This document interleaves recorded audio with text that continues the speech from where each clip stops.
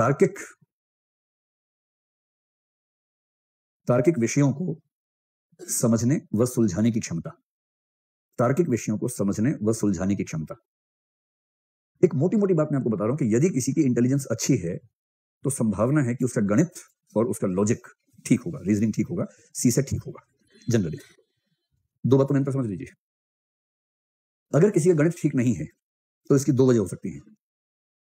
एक हो सकती है कि उसके पास आईक्यू तो है किंतु उसको ठीक से गणित सीखने का माहौल नहीं मिला, अच्छा टीचर नहीं मिला, अच्छी किताब नहीं मिली, अच्छे दोस्त नहीं मिले, अच्छा माहौल नहीं मिला, इस वजह से वो सीख नहीं पाया, जबकि दिमाग है उसके पास। जैसे हम में से कई ऐसे लोग हैं जिनको गणित से भय होता है, लेकिन गणित से भय की वजह यह नहीं है कि आईक्यू कम है, गणित से भय की वजह यह है कि हमें सही समय पर गणित सीखने का माहौल नहीं मिला। अब इसका तरीका क्या है चेक करने का? तरीका यह कि सही माहौल देके देख लो। अगर आपका गणित अच्छा है तो तय है कि आपका आईक्यू लेवल ठीक है, फिर तो कहने की बात ही नहीं है। अगर गणित अच्छा है, गणित अच्छा होने की कसौटी ये नहीं है कि चैप्टर के अंत में जो प्रश्न दिए वो आप सोल्व कर लेते हैं, इसका मतलब है कोई नया प्रश्न आया वो भी सोल्व कर लेते हैं, ठीक। और यदि गणित अच्छा नहीं है तो दो वजह हो सकती है, एक तो ये कि टीचर या माहौल नहीं मिला, दूसरा ये कि हमारा दिमाग खराब नहीं है, हमारा दिमाग उस तरह का नहीं है जो गणित के लिए अनुकूल हो। बुरा नहीं, अच्छा नहीं, हर दिमाग की अपनी क्षमताएं हैं, अपना सेट ऑफ कैपेबिलिटीज हैं। कुछ लोगों में लॉजिकल मैथमेटिकल फंक्शन की कैपेसिटी ज्यादा मजबूत है, कुछ में क्रिएटिव की है, कुछ में इमोटिव चीजों की है, अलग अलग क्षमताएं होती हैं। कम से कम 8 तरह की इंटेलिजेंस तो मानी ही जाती है पढ़ेंगे इंटेलिजेंस में, उसी में से एक निकल गई आगे इमोशनल इंटेलिजेंस। इसलिए यदि किसी को डाउट हो कि आईक्यू की वजह से मैथ्स नहीं आ रहा या माहौल नहीं मिला तो उसका सिंपल तरीका है, जीवन के किसी चरण में मैथ्स सीखने का सही माहौल बना लीजिए, सीख लीजिए। एक अच्छा टीचर ढूंढिए और उसको बोलिए कि भाई मुझे सिखाओ मैथ्स, थोड़ा सा एक बेसिक सा टॉपिक लो, परसेंटेज मुझे सिखा दो, परसेंटेज क्या होती है या जो फ्रैक्शन से क्या होते हैं थोड़ा सिखा दो मुझे। वो आपको ठीक से समझाने का प्रयास करे एकदम बेसिक लेवल पे। अगर आप समझते जा रहे हैं, मुश्किल से मुश्किल सवाल क्रम से आ रहा है, अचानक नहीं, क्रम से आने वाले सवाल सोल्व करते जा रहे हैं और दिक्कत नहीं आ रही, इसका मतलब दिमाग ठीक था शुरू से लेकिन माहौल नहीं मिला था। लेकिन यदि अच्छे से अच्छा टीचर अपनी पूरी ताकत से मन वचन कर्म से कोशिश कर करके अंत में हार मान ले, सारा माहौल भी दे दिया, अच्छे लोग भी जुटा दिए आसपास मैथ सिखाने वाले, और उसके बाद भी कोई व्यक्ति ये कहे कि यार बाकी सब ठीक था कि 2 और 2 4 क्यों हो रहा है, 22 क्यों नहीं हो रहा है, तो इसका मतलब है कि भाई तुमसे ना हो पाएगा, तुम म्यूजिक में काम करो, तबला बजाओ, क्योंकि हो सकता है कि तुम्हारी क्षमता वहां हो।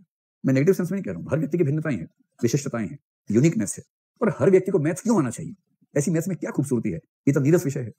कुछ लोग मैथ्स करें, कुछ संगीत बजाएं तो समझ अच्छा चलेगा, सारे मैथ्स करते रहेंगे तो संगीत को बजाएगा, है ना, ये भी तो पक्ष है।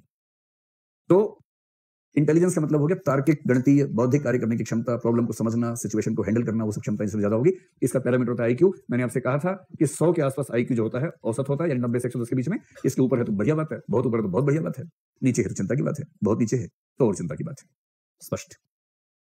एप्टीट्यूड भी लगभग इंटेलिजेंस ही है, बहुत मिलती जुलती चीजें हैं।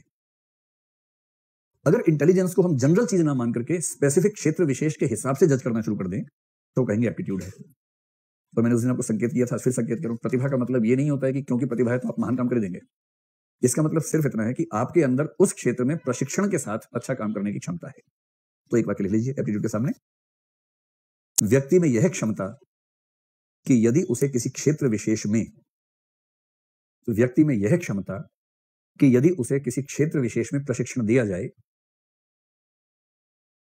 कि यदि उसे किसी क्षेत्र विशेष में प्रशिक्षण दिया जाए तो वह सफल हो सकता है, तो वह सफल हो सकता है।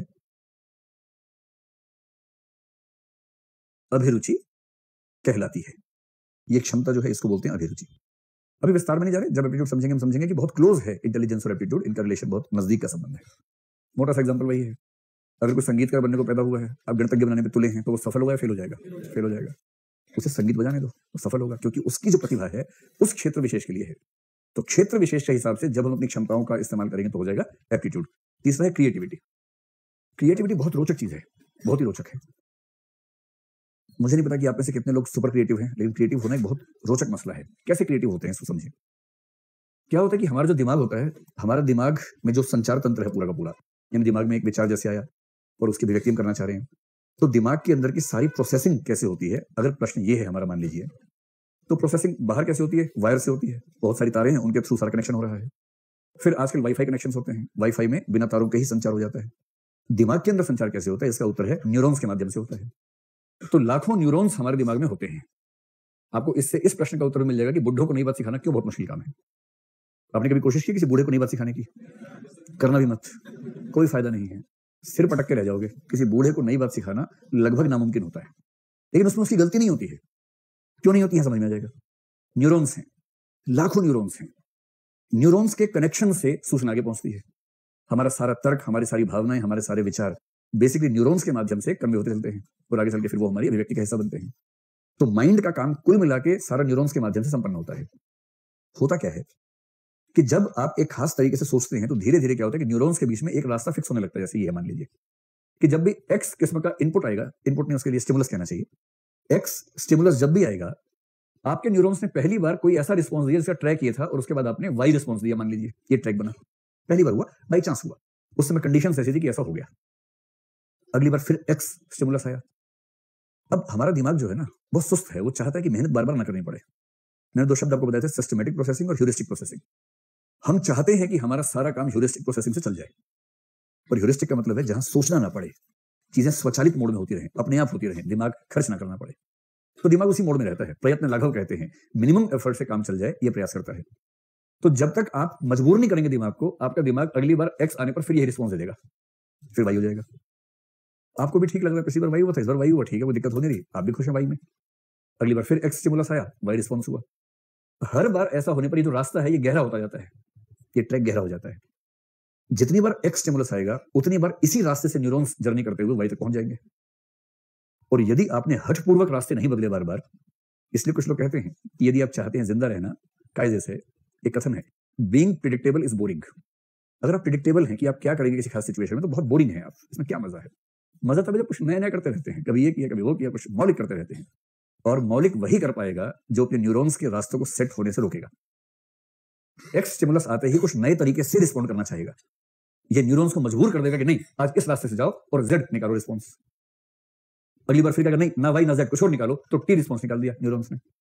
और जो अपने दिमाग को बार बार नए रास्ते पर नहीं दौड़ाएगा, और दिमाग तो सुस्त है, वो कोशिश करेगा एक रास्ते पे दौड़ने की, वो रास्ते हो जाएंगे गहरे, उसको बोलते हैं मेंटल पाथ, न्यूरॉन्स के पाथ बन जाते हैं। और पाथ जितना गहरा है, जितना मजबूत है, उसको छोड़ना उतना ही मुश्किल है।